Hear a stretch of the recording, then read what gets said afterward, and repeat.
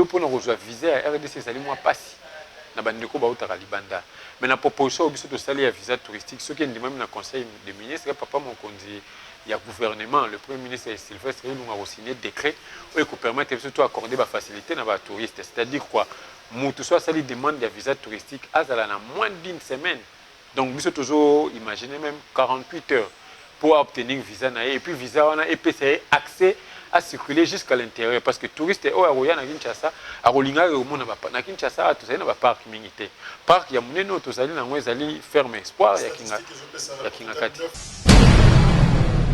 na ndenge to sali ko loba bo na oti déjà ko signer une mission d'inspection ben inspecteur na biso ba ko kita na ba hôtel to bandina on a vu la Kinshasa parce que to loba Kinshasa ezali miroir et puis eza place ezo ya mbaba ya mwa mingi to bandina nous na inspection il y a une mission d'inspection oyo kokita na ba hôtel na biso nyonso pona ko vérifier réellement ba normes ceux qui ba hôtel on les répondre na ba normes et puis au même moment cette mission là et komika ko vérifier pe na mambo tozo lobela mambo ba recette na randisi papa moko zamboka a sali volonté na eto za na budget moko ya 11 milliards batu mingi balobara mboko oyo ekufi pendant 18 ans alobara 18 ans te mboke bandi ko kufa depuis 71 tant to bandi za organisation mboke bandi ko kufa on a côté la Kabila tout ça na côté lié soki to combattre ki yé poto koma awa c'est parce que Gérard Mabe soki ba Gérard malamu na ranti to ngato sala combat oté mais déjà lelo papa Etienne Tshisekedi place wa azali na esengo na oyo biso bana na eto zali ko sala Aisha Okoko network elo wa mikolo yoza na AON ngana za na Japon. OK, merci beaucoup. Natiki Yoji AON Aisha Okoko network. Aisha aux une foulard après excès de vie au niveau Sarabina Dama au moment que nous avons Kamangi Talala, Shao Koko, Sala correct, on s'appelle là, on s'est Koko, on se retrouve Rumba, Shao Koko.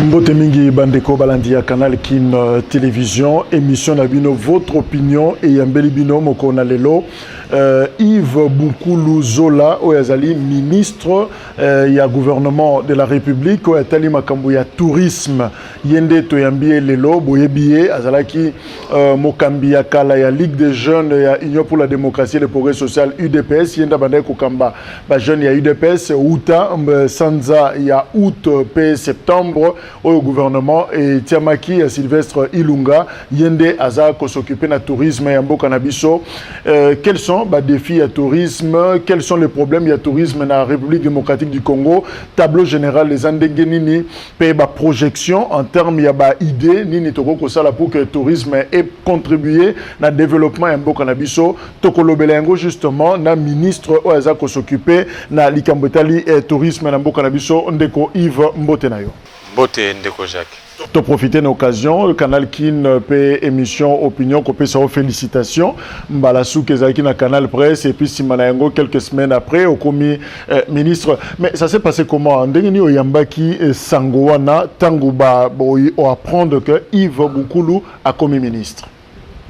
Bana na Yambaki yango na sérénité parce qu'en tant que politique c'est tout à fait normal to s'attendre ya kobenga maepa ya mokonzi ya mboka pour répondre à la responsabilité à l'État. Alors, aux médecins de formation, et puis PCO, portefeuille, il y a tourisme. Est-ce que les autres sont à l'aise, à l'aise na Pouana? Les alliés conflicté parce que en tant que médecin, musala nanga ezali couper sa bien-être na moto. Donc bien-être wana ezala sur le plan physique. Et sur le plan mental, mais le tourisme, sikoyo, bien-être, oyo peut te ça rabatu, ils ont un cadre de divertissement, donc ils ont moins compliqué na musala ya munganga. Mais ezaki peut faciliter hein na niveau il y a UDPS kobimisa moko ya ba jeune il y a UDPS azwa portefeuille moko na kati ya gouvernement o ya liboso ya Félix Tshisekedi mais finalement eloko ni esali que kaka yo ba misusu te ba jeune misusu te kaka Yves nde azwa ebonga wana akanisi papa mokonzi ya mboka oyo na pesi mbote pe na pesi lisusu merci na ndenge asalaki nga confiance ayebi jeune moko na kati ya UDPS surtout kazali mutu oyo a travaillera pour la promotion à jeunesse nakanisi bomona na gouvernement na biso et depuis bamboule belé c'est la première fois que dans un gouvernement qui ait plus de 5 jeunes trentenaires donc ça bloqué bande ko sala malisusu te mais papa mokonzi ya mboka na ndenge apesaki nga confiance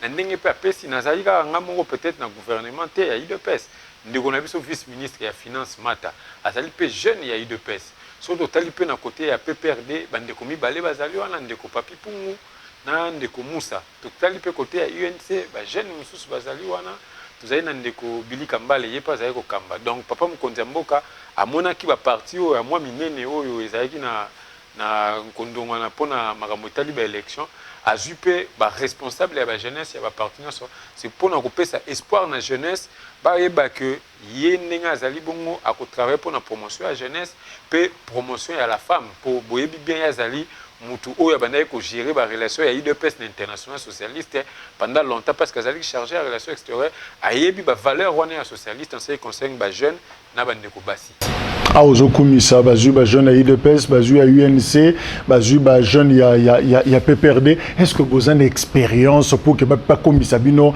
ba ministre est-ce que eko compliqué musala na bino te bokoka voilà question de kokotuna est-ce que bozo koka ko sala musala yango par rapport à expérience na bino nakanisi ezana mutu moko te oyo tango abotamaki to tango asilisaki kelasi azalaki déjà ministre na gouvernement ndenge tozali mutu nyonso oyo akoti na gouvernement autaki liboso quelque part soki bato wana nyonso na tangi oyebaki mutu azali na parcours na ye.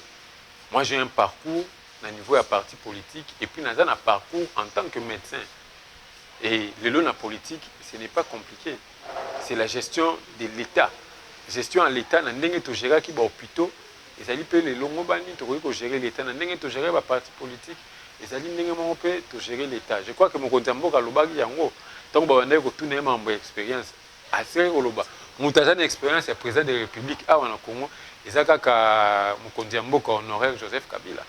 Donc biso nyonso mutu moko tabotama na responsabilité na kanisi musala oyo biso ba jeune tozali ko sala na confiance au chef de l'État pesi biso na kanisi te ke boyoki que ba jeune o baza na gouvernement baza incompétent to bazali ko sala ba dégâts to ba bevi tozali ko travailler la vision à mon compte mboka puis sous la coordination à mon continent son excellence le premier ministre Sylvestre Ilunga Ilunkamba. Alors Yves Boukoula na Boukoulou na lobic Ozali ministre ya tourisme ça fait pratiquement depuis septembre kino lelo presque 5 mois 6 mois oza ko gérer portefeuille wana alors tango komi na tourisme état des lieux il y a secteur wana okuti yango ndengeni tourisme RDC za ndengeni.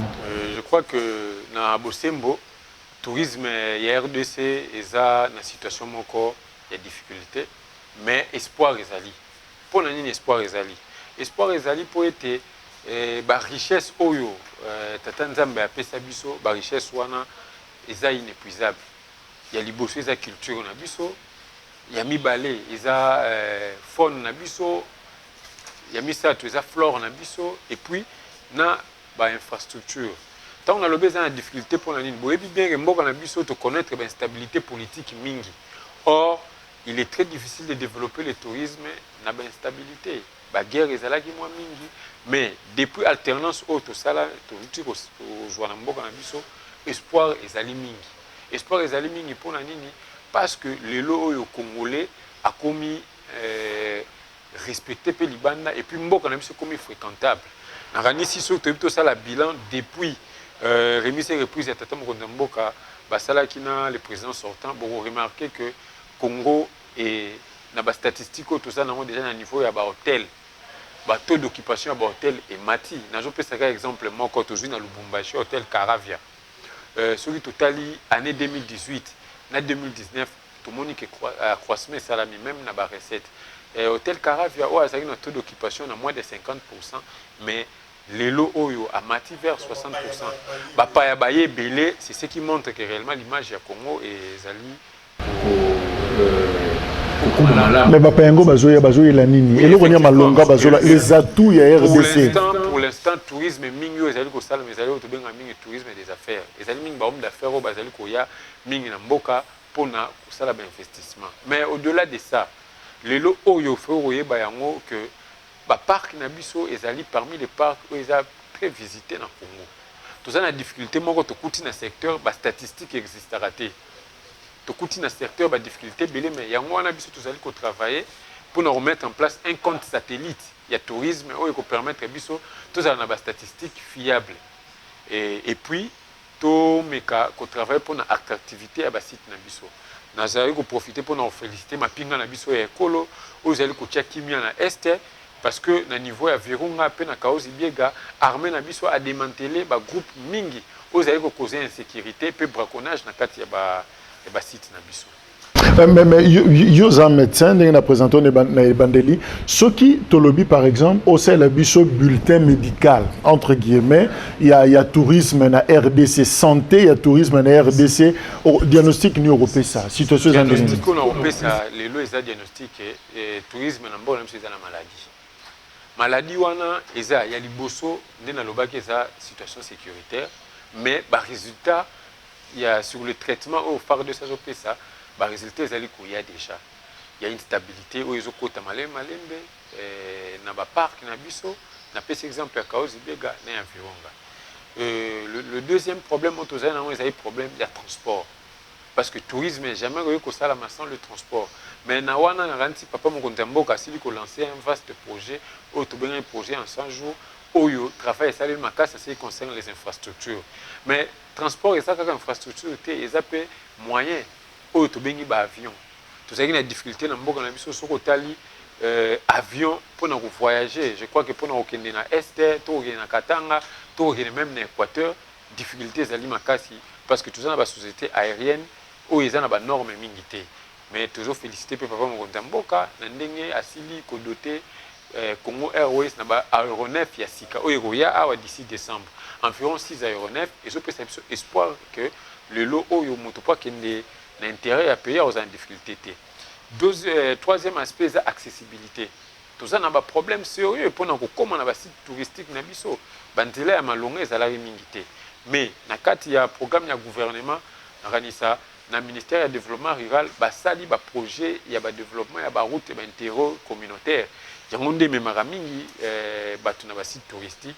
Je crois que ndenge tozali na budget na biso un plan d'engagement budgétaire so banda misala ko banda malamu et puis permettre biso accessibilité et puis mukamusu tozana ngo pona bande ko utaka libanda likambo ya visa et ça quand même difficile pour nos visa congolais.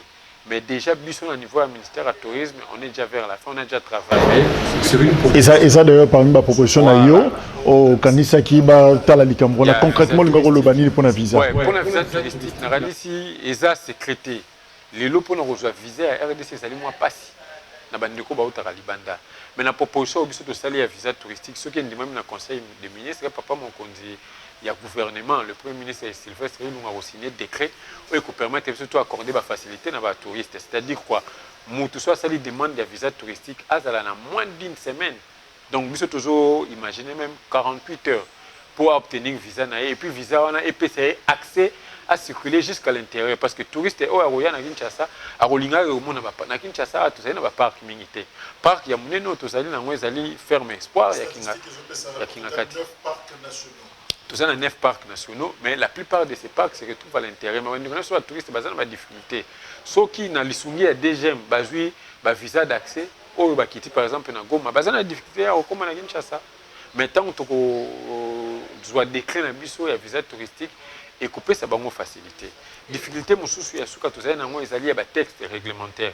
Et c'est que nabino koyeba que ce n'est qu'en 2018 il y a aussi une loi sur le tourisme. De yango wana biso tozali koptia ba régler ba mesures réglementaires en place pour nous permettre que tous ala na ba texte ozo reprocher nini na législation actuelle na réglementation actuelle na domaine ya tourisme faiblesse eza nini na ba faiblesse eza na loi te ba faiblesse eza pas na biso bato tozali na gouvernement nde esengelaki tozwa bamesure lokola badécret. Il y a plusieurs décrets qui sont prévus na niveau ya loi, mais etikala kozala te lokola décret sur le visa touristique, lokola décret sur les zones de développement touristique. ezali badécret au premier ministre efala azwa, mais oyo ministre ya tourisme a proposé biso totravaille sur yango na mikolo ezali koya tozali kosoumettre yango na conseil des ministres pas pour papa mokonzi ya gouvernement azwa autorisation ya kosigner badécret wana eza na bamesure réglementaire lokola oyo etali organisation ya classification homologation pe ya contrôle technique ya bahôtel ya basite touristique. Ba mesure ezali na kalesa obsolète ezo répondre les sources na ba norme te biso tozali ko travailler pour na ba mesure on a tout proposé en pe na conseil des ministres pour les adopter pour bapesa biso autorisation tout ça. Mais monsieur le ministre eloko bazo reprocher secteur na yo o totanga yango likambo etali ba hôtel ba restaurant parce que zolo ba ke batala ba visa ba paya baya moyibi ke tango zo yamba ba paya soki ndako pe zo organiser te ko chalo yenge na kati ya ndako. Mais les observateurs bazo accuser secteur na yo balobi complaisance ezali na likambo etali homologation même ya ba hôtel et puis ya ba restaurant na kati ya mboka. Ndeko Jacques ko cité au lobby loko moko ezali na motuya biso déjà na niveau ya ministère to silisi musala na biso à ce qui concerne ba critères ya classification puis ya homologation ya ba hôtel. Tozali ko tia rigueur na secteur wana pour ete mopaya azali ko ya afuti hôtel na ye a bénéficier pe na ba service o elongo bani. Ezali acceptable était au moins hôtel ou tobenga hôtel il y a 5 étoiles mais azo répondre na ba norme te wana ezali escroquerie. Tozana ngo combien ba hôtel 5 étoiles pour l'instant dans la République démocratique du Congo tozana ngo 5 4 na Kinshasa moko na Lubumbashi mais tozali ko travailler de telle sorte que na ndenge bazali classé 5 étoiles base à la peine à technicité na ba service o elongo bani pona un hôtel à 5 étoiles. Donc bazana standard ndenge na ba standard internationaux mais o to la peine na ba contexte na biso ya mboka.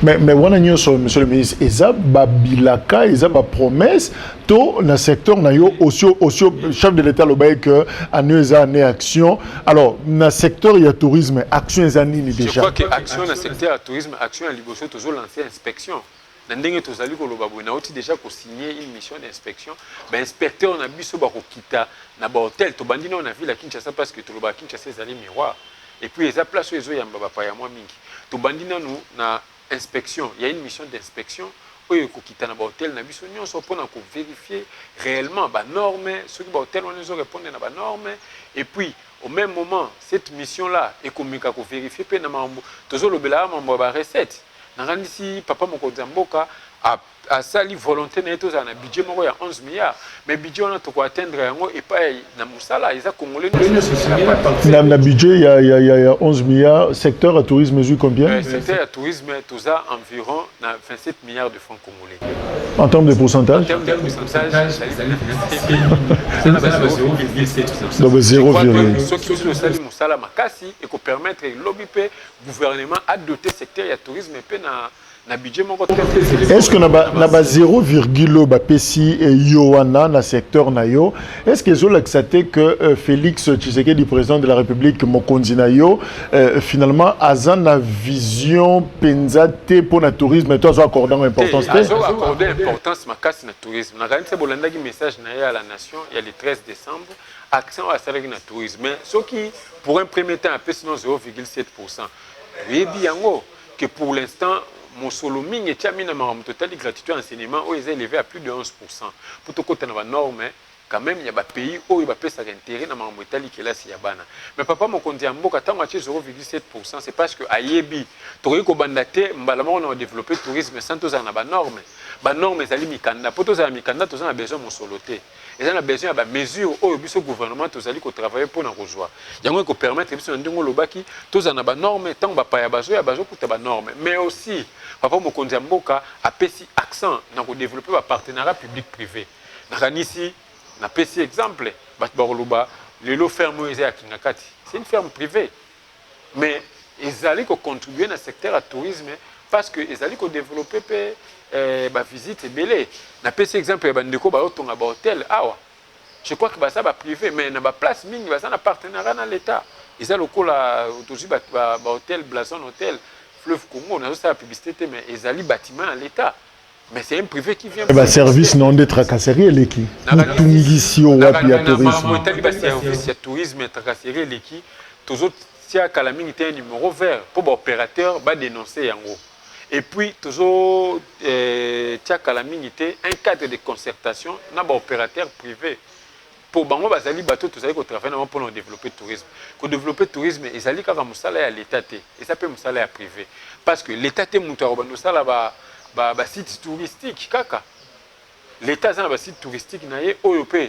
Na plan na biso to réhabiliter yango mais ba privé pende bazana ba site touristique mingi na yango pende na bande ko loba tant toni na to réglementer toni peut to protéger bande ko na biso congolais o ba travailler na ba hôtel na ba site touristique na gani ce n'est pas un secret bino boza ba to boyebi peut-être aux olinga ko bimisa yango te mais boyebi bien que la plupart des hôtels bande ko na so ba travailler kuna n'ont pas de contrat, ne sont pas sécurisés.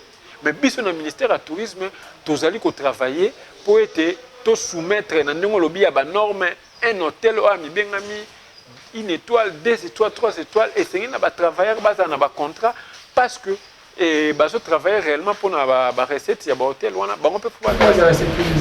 Yves Bukulu Zola, ministre du tourisme Kakaya Kinshasa. Est-ce que aux à l'aise dans la présentation on a bien tambola raté hein à éviter situation tourisme en Équateur, situation tourisme na ex-province orientale, situation tourisme na bas Congo, il y a quand même na Kinshasa parce que ça là qui peut tourner mon quoi dans musée tout ça au tambusi bato au suki kaka awa mais na katia beaucoup de choses bato alobi bongo c'est vrai bandeko mingi balanda information mais tout peut balanda raté. Ce qui est allé dans la province ya Liboso, ngai na visité en tant que ministre du tourisme, na bandi tourner na Kinshasa te. Ma première visite n'a effectuée yango na l'intérieur du pays, na ville ya Liboso, c'est la ville ya Kolwezi na la province ya Lualaba. C'est là où même je suis allé clôturer les activités de la journée mondiale du tourisme. Et puis voilà les années en septembre, na sali état des lieux, on a visité le seul barrage en voûte au monde. Ils allaient na Kolwezi barrage ya Nzilo. Ils allaient un site touristique où Bamindele belé bayaka pe wana pe ba congolais belé ba na revisiter. Tout ça li état des lieux na niveau ya Kolwezi et puis la première mission, il y a un plan stratégique où tout ça li élaboré avec des experts sud-africains babandi yango na Kolwezi. Après Kolwezi, j'ai été au Katanga na Lubumbashi. J'ai une séance de travail avec le gouverneur, le vice-gouverneur, avec le ministre provincial chargé de la tourisme. J'ai eu même à visiter certains sites touristiques il y a Katanga, notamment la ferme Benjin, où ils avaient le général John Numbi. Tout tel état de lieu, il fallait même tout lancer réouverture, il y a site touristique. Et puis, dans le retour, j'ai visité Kamba, où ils avaient des sites religieux à Mounene, dans le Congo central, et quelques sites. Il y a Kinshasa awa donc bato o balobi que tout ça na situation ya Congo te Équateur te en tout cas balobi solo te d'ailleurs voyage nango na sali na Madrid l'essentiel il y a ba discussion na biso ezalaki na Mambo Italie Équateur il y a parc il y a réserve na biso ya Lomako place où ezali réserve naturelle ya ba Bonobo parce que lola ya Bonobo awa bande na soto ba kendara Bonobo ezali place lola ya Bonobo ezali place bazozwa ba Bonobo o baza en danger. Oh, qui peut-être na braconnage, qui na Équateur, ils sanctuaire moko, la habituation à Bonobo. Mais tout ça na réserve naturelle ya Bonobo, ils peuvent aller na Équateur na Lomako. Donc c'est une nouvelle opération informelle bandeko. Tant on a une organisation mondiale de tourisme, tu élaboré déjà plan de développement et écotourisme na Lomako. Si quoi tu allez kobunda pour na financement, mais au moment où nous parlons, na recevoir déjà bandeko na biso ya zone d'Anvers. Où ils allaient conduire délégation par Jeff Dupin.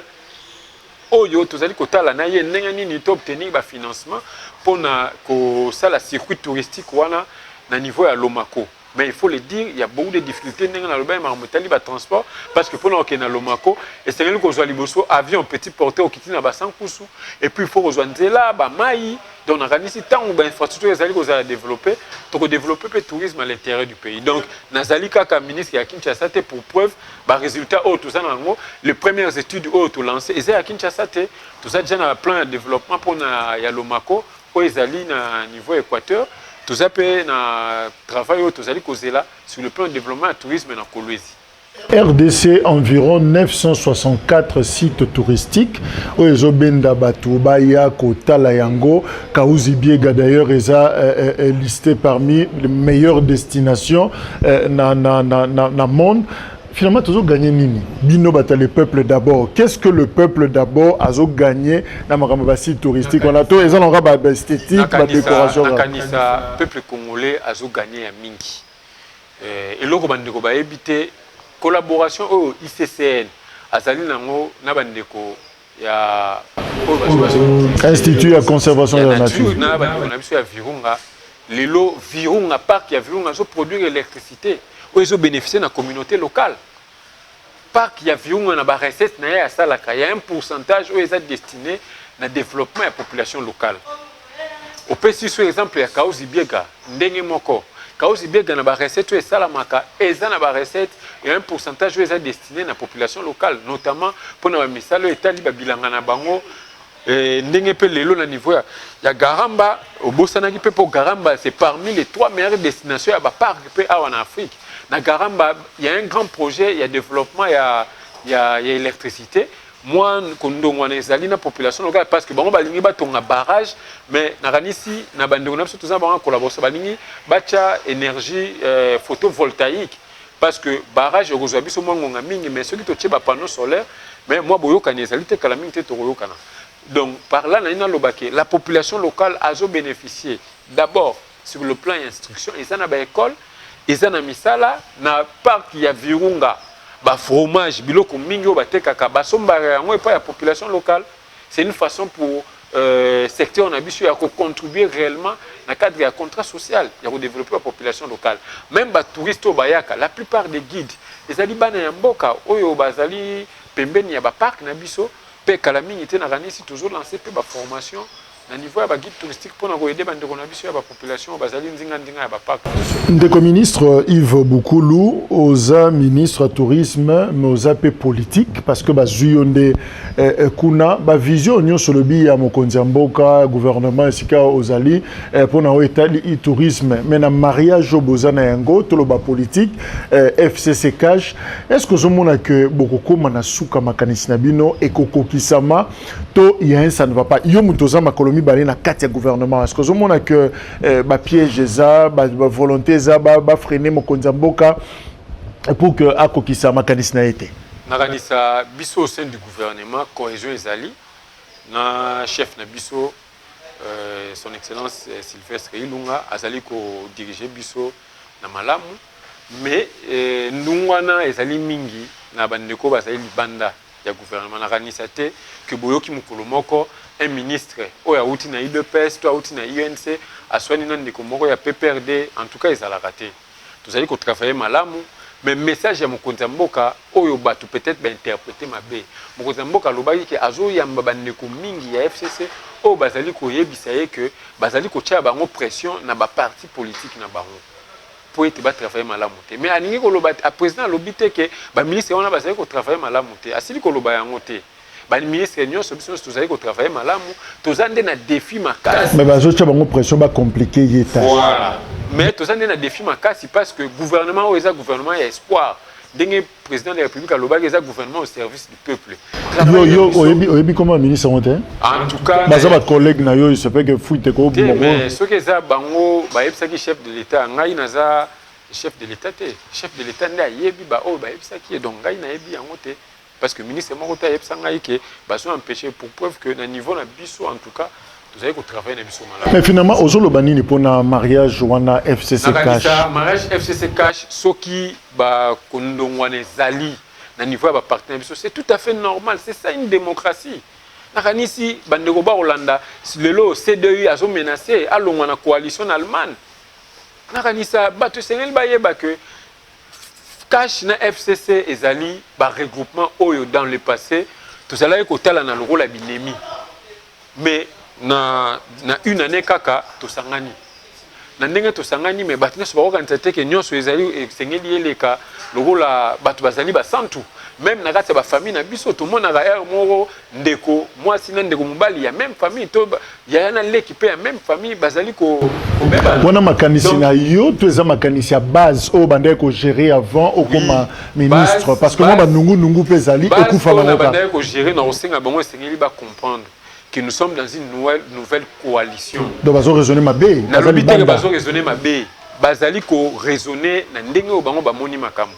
Mais ngai pas en tant qu'autorité, na sape na musala wana ya côté ya base na ngai, ba que partout dans le monde une coalition n'a jamais été facile. Donc difficulté ezalaka na coalition, mais papa Mukonda Mboka mutazo diriger biso ayebi na.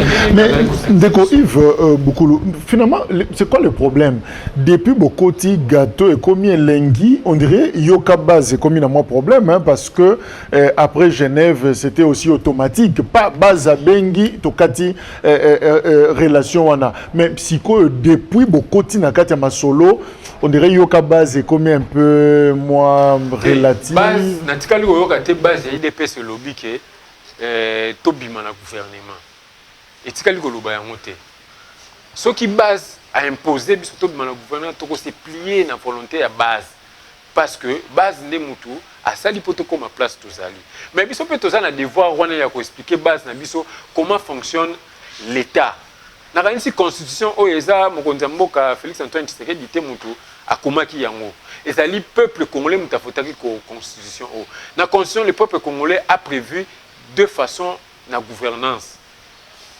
à pouvoir coalition à pouvoir cohabitation mais cohabitation to ebi même na France kuto baza ba démocratie avancée cohabitation etikala ko simba te yango na mokonzi mboka na sagesse na ye na le président honoraire Joseph Kabila bayokani pour être tient en place une coalition mais ce que coalition c'est un début ce n'est pas en une année ndenge tokoki kozalake nyoso e bando parce que yona jeunesse a UDPS connexion ezakaka en tout cas connexion ezali malamu pour preuve lelo na tongo na salaki na président ya Ligue des jeunes ya UDPS oya kitani na yo oyo azali ko sala interview ndeko Emaningoy na le vice-président Amisi le vice-président Mukemu Kongeshai na sali na bango lelo na tongo bazali bato bazali ko diriger jeunesse ya UDPS et puis de temps à autre na yambara bango même na cabinet na ngai la majeure partie ya bandeko oyo parce que c'est un cabinet politique basé ko travailler na ngai et ça li ba jeune ya UDPS Mamisu ba yuba se ba se retrouver. Oui mais c'est tout à fait normal depuis Yves beaucoup la Kenda apia Bamombote c'est tout à fait normal c'est tout à fait normal mission un chef de l'État Zatekaye a longola ba fonctionnaire non sur l'État pour ba fonctionnaire ya UDPS et ko sala maka jamais. C'est ce que nos frères doivent comprendre.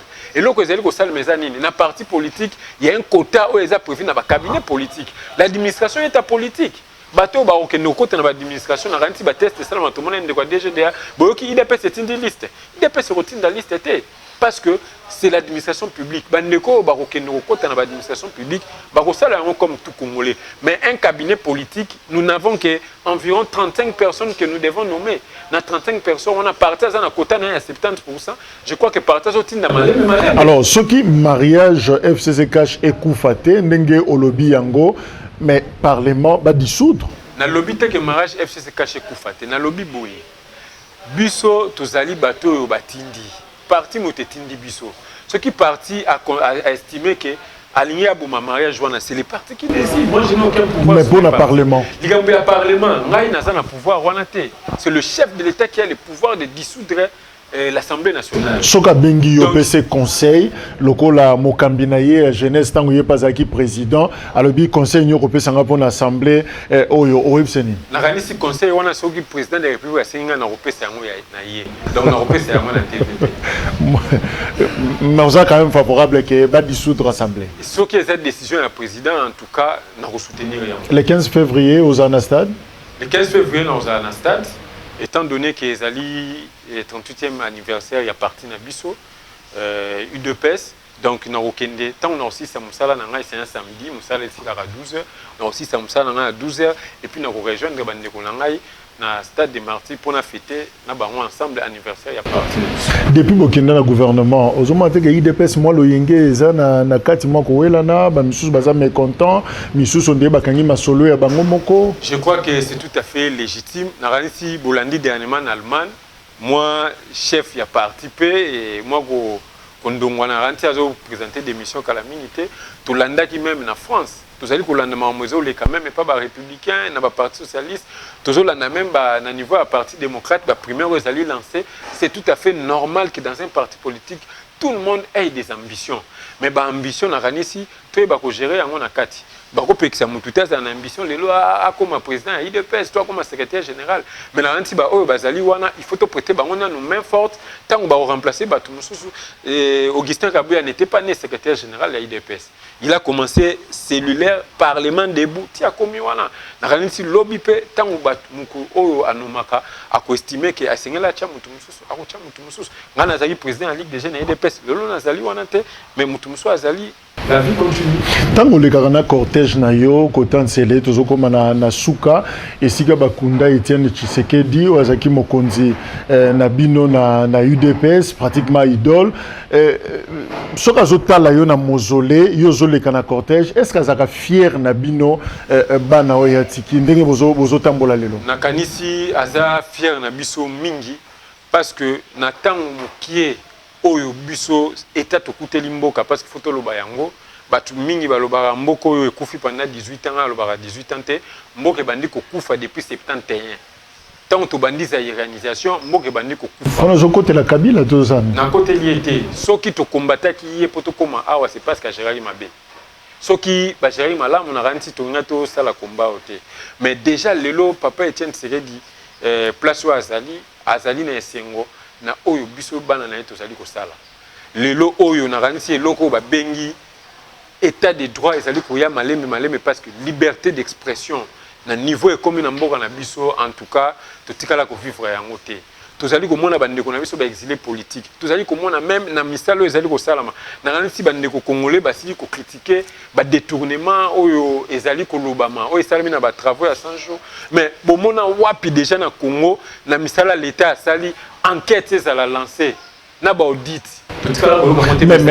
mais là tout le monde mutuna moko to silisi na biso ndeko Yves est-ce que président maboko ezali ko kangamate est-ce que vous avez information moko ko pesa biso to kitela ngona mongongo par rapport ya dilo ko ko zala yena Joseph Kabila yoza na kati ya gouvernement est-ce que ki ba soupçon ya Jean Rwanda ezandengeni na kanisi biso toza na gouvernement le chef de l'état azana maboko lié soka zali na maboko lié ba oyo ndeko Kabila abengana na mboka bazongi en liberté bazo critiquer pe chef de l'état mais mutu akangi bango azate mais mutu aza maboko lié ndenge na roza na pouvoir wana deuxièmement ba nomination ba mise en place ezo salama ton chef de l'état azo sala yango c'est qui est vrai tout na bandeko tout ça na coalition ton chef de l'état c'est lui qui décide en dernier ressort gouvernement na ranti bomonaki bien na gouvernement oyo ba kasik nyonso bazalaki na régime passé est-ce que bomoni bango bazongi na gouvernement ce qui chef de l'état c'est na pouvoir té mais coalition ngolo bakete biso bakasik na biso fo bazala mais c'est le chef de l'état qui décide en dernier ressort bien que nous sommes en coalition c'est lui qui décide et il a mis en place un gouvernement oyo aligni ba souffle ya sika bazala. Voilà, monsieur le ministre Yves Bukulu, Maloba Souka, Tokomina Souka, Masolo. Maloba Souka, oyo ngana rosenga na peuple congolais d'abord na ndenge on a lancé un budget ambitieux.